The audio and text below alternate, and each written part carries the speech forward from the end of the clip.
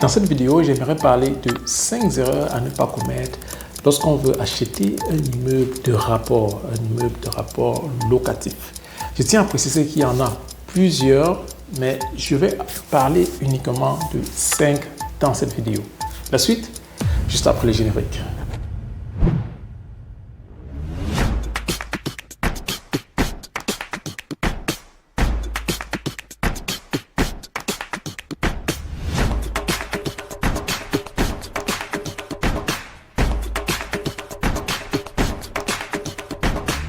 Salut à toi, je suis Cédric, je suis le promoteur de la CEF Academy qui a pour mission de sensibiliser, de conseiller et d'accompagner toute personne désirant se bâtir un patrimoine financier et immobilier de qualité en Allemagne.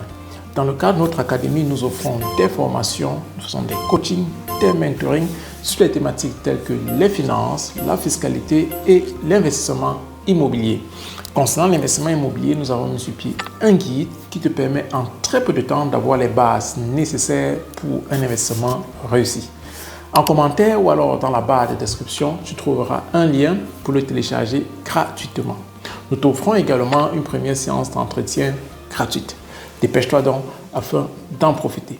Si tu n'es pas encore abonné à cette chaîne, je te prierai de le faire, d'activer la cloche de notification afin de ne pas rater nos nombreuses et intéressantes vidéos et surtout de partager cette vidéo avec tes connaissances. Je tiens à préciser d'entrée que lorsque je parle d'immeuble, il s'agit ici d'un bâtiment qui comporte plusieurs appartements et qui peut appartenir à une personne ou alors à une société. Alors, quelles sont donc les erreurs? Je vais commencer par la première erreur que tu peux ou alors que tu devrais éviter. C'est déjà de croire que tu ne peux pas t'acquérir un immeuble. Et il y en a plusieurs d'entre nous qui sous-estiment leur capacité comme ça à pouvoir également passer ce cap-là, à pouvoir se dire voilà, maintenant j'ai eu des appartements et j'aimerais passer au prochain cap, à savoir acheter un immeuble. Il y en a même qui n'ont pas encore d'appartement, mais qui ont la possibilité d'en acheter. Donc, c'est ce que tu dois savoir, c'est possible d'en acheter à condition de savoir sa capacité, à condition de savoir ce que ça implique. Parce que je tiens également à préciser que pour tous ceux qui sont débutants, je ne conseille pas de commencer immédiatement par un immeuble, à moins que tu aies vraiment des bases requises, à moins que tu aies suffisamment de connaissances. Mais moi, je conseille toujours de commencer petit, commencer par un appartement, ça peut être vraiment un petit appartement de 2 chambres et un salon, ça suffit largement pour commencer afin d'avoir comme ça une certaine expérience et par la suite, lorsque tu as eu une deuxième ou une troisième expérience, tu peux donc passer à un immeuble. Mais sinon, de prime abord, c'est possible également d'acquérir un immeuble de rapport, mais il est important de savoir tout ce que ça implique et tout ce que tu dois donc faire, tout ce dont tu dois faire attention. Donc, c'est ça la première erreur, savoir que c'est possible.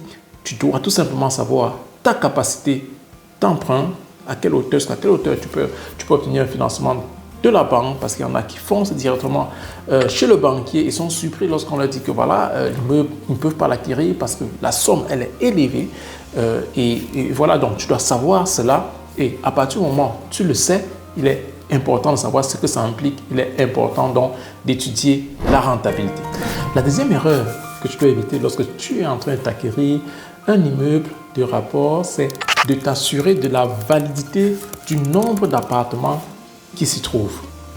Il y a des immeubles qui ont l'air d'être un immeuble, mais en fait qui sont tout simplement une maison.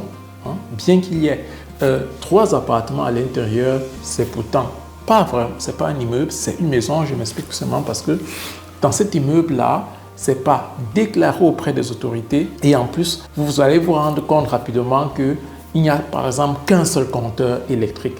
Donc en fait, c'est une maison qui a été scindée par le propriétaire et dans la maison, il n'y a vraiment qu'un seul compteur électrique pour gérer comme ça tous les 3 appartements et ce n'est donc pas déclaré auprès des autorités. Donc, si tu achètes un tel immeuble, alors sache que tu es plutôt en train d'acheter une maison et non un immeuble de rapport avec plusieurs appartements. Donc, il est très important de vérifier cela, sinon tu seras donc coincé demain.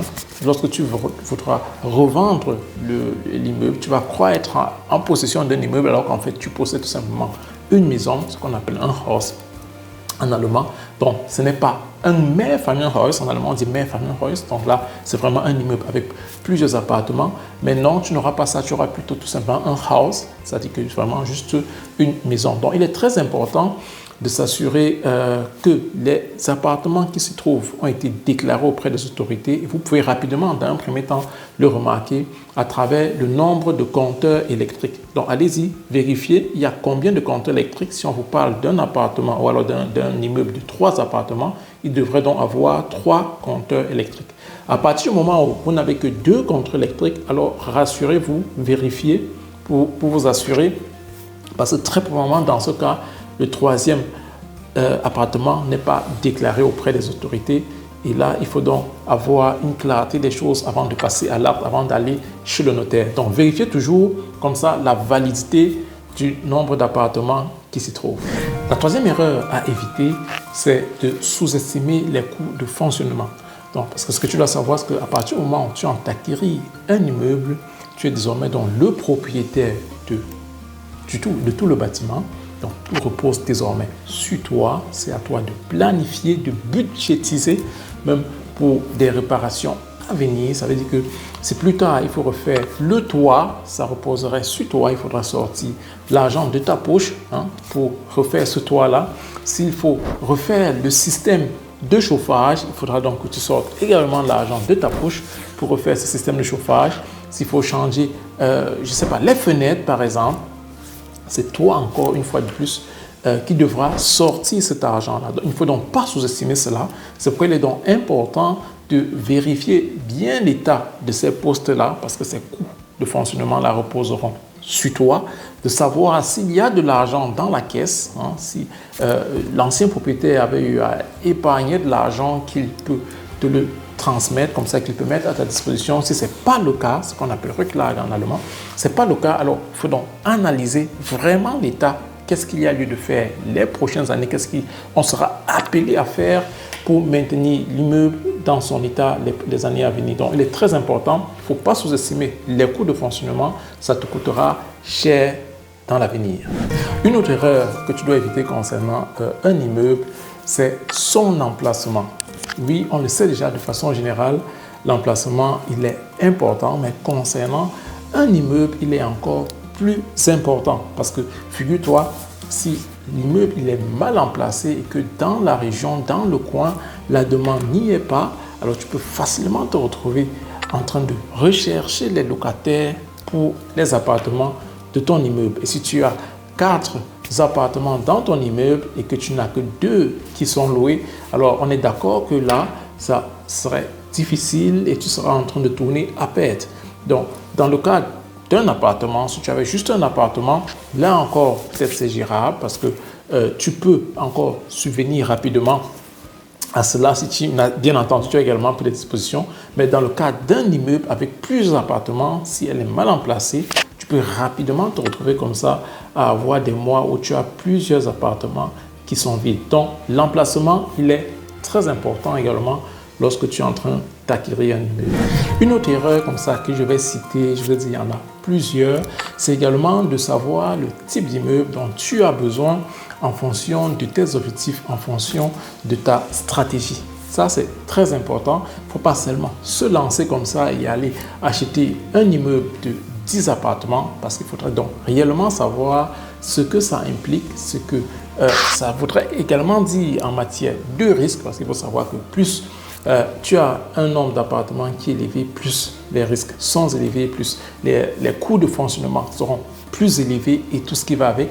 Donc, il faudrait donc bien analyser cela, voir en fonction de sa capacité à manager cela, à gérer cela, à se dire est-ce que je suis prêt, est-ce que j'ai suffisamment de know-how pour aller déjà à ce niveau-là. Donc, il faut vraiment savoir quel est le type d'immeuble qui est idéal pour toi. Si tu ne le sais pas, rapproche-toi de préférence de ceux qui ont de l'expérience dans ce domaine-là également parce que c'est un domaine assez vaste et où il faut avoir des connaissances requises et où tu peux faire d'énormes pertes si tu fais des erreurs. Donc, C'est pourquoi il faut savoir vraiment ou alors connaître le type d'immeuble qui est idéal pour toi, qui est idéal pour ta situation.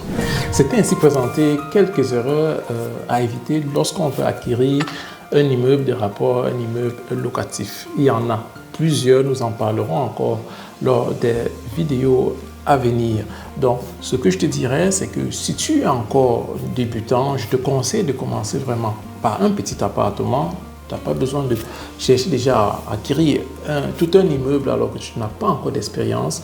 Mais à partir du moment où tu as une expérience, on peut passer à une autre étape. C'est ce que nous faisons dans les cas des différents concepts et encadrements que nous mettons sur pied avec nos clients. Nous avons des clients avec qui nous avons commencé avec 1, 2, 3 appartements mais avec qui aujourd'hui on achète des immeubles déjà de 3 à 4 appartements et après on passera à une autre étape. Mais tout ceci, pourquoi? Parce qu'il y a un suivi, il y a un concept derrière qui a été mis, il y a une stratégie qu'on est en train de suivre et on sait où on va et avec la formation qui va avec. Donc, il est très important de s'y atteler, de ne pas tout simplement se lancer comme ça parce qu'il s'agit là d'un domaine particulier.